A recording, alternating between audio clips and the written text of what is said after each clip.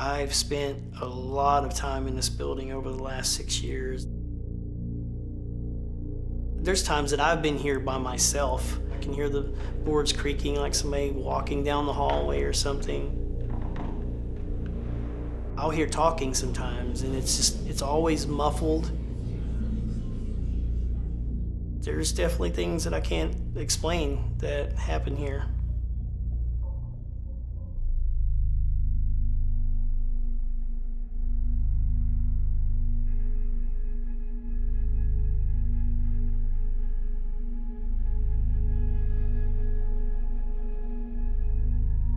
We are at the Rhodes Hotel in Atlanta, Indiana. The Rhodes Hotel was built in 1893 by Abraham Kaufman. Newton Rhodes purchased it for his wife, Clara, and they opened it up as a hotel. Newton was a traveling salesman, so he was gone a lot, and Clara was here running the hotel. But once Clara passed, the daughter, Hazel, was actually running the place. If you notice the block over from here, there's railroad tracks. This was a layover for the train going back and forth from Chicago and back, so a lot of people stayed here during the hotel days.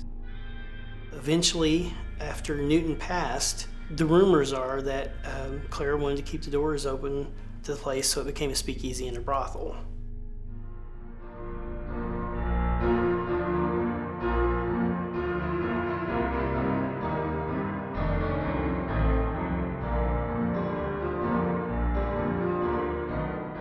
At first, it was a hotel. Everything seemed fine from what we've understood, but then during the speakeasy brothel days, rumors were it got kind of rough at times. Even one of the parlor rooms here was a game room, so a lot of gambling and stuff went on, so who knows what kind of things, fights, whatever might have happened here during that time frame.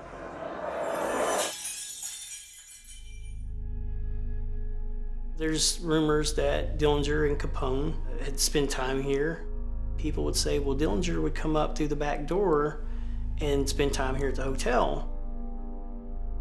The daughter, Hazel, once she passed, the hotel was empty for quite a while. And then at some point, it became apartments. We've had people that have come in, said they lived here during that time frame when there were apartments, and said that they had odd things happening. So we know back then there was activity going on. The owner, before us being here, they were doing paranormal investigations and stuff. They were booking it out. So once we took over in 2017, that's what we started doing.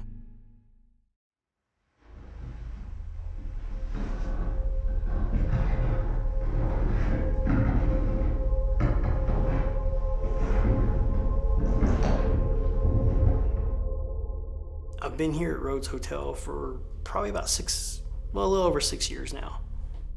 Yeah, I'm pretty much a tour guide, I guess you could say, here, showing people around, giving them a little bit of the history and telling them some of the paranormal things that we experience here.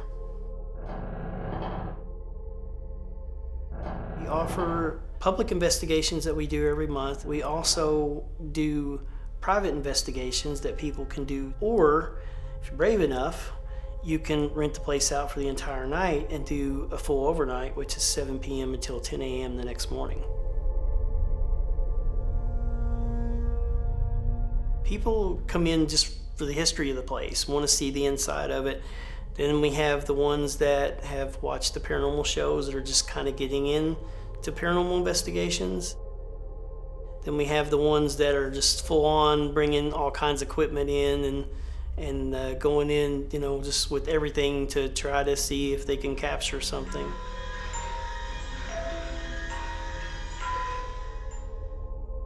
A lot of the experiences that people have been, they see shadows. There's been a few instances since I've been here that people have seen full body apparitions, footsteps, voices. Newton and Clara had a son named Everett. He was quarantined in room 5 upstairs, and that's the room he passed in. He got tuberculosis.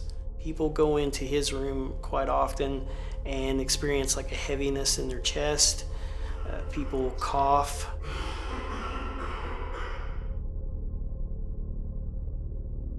Then there's another rumor of a lady named Sarah that was one of the ladies during the brothel period. Her room is probably one of the most active rooms that people have experiences and stuff in. People have been touched in that room. People hear voices. There have been a few times since I've been here that people have actually seen a full body apparition of a man standing outside that doorway. One of the officers within the county actually had an experience. He had come by at one point, and I guess he saw a woman up in the window upstairs, and then I guess he wouldn't drive back by the place for quite a while. We did have a time that a group saw a full body apparition of a man upstairs, and it kind of freaked them out, and they eventually, I think they were supposed to be here the entire night. They left in the middle of the night.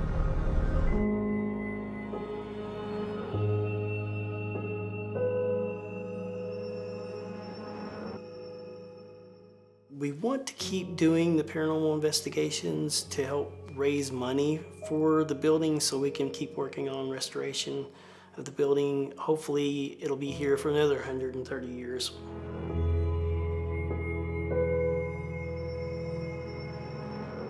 People should come here for the experience of learning a little bit of the history of the town, the history of the building, and for those that are interested in the paranormal.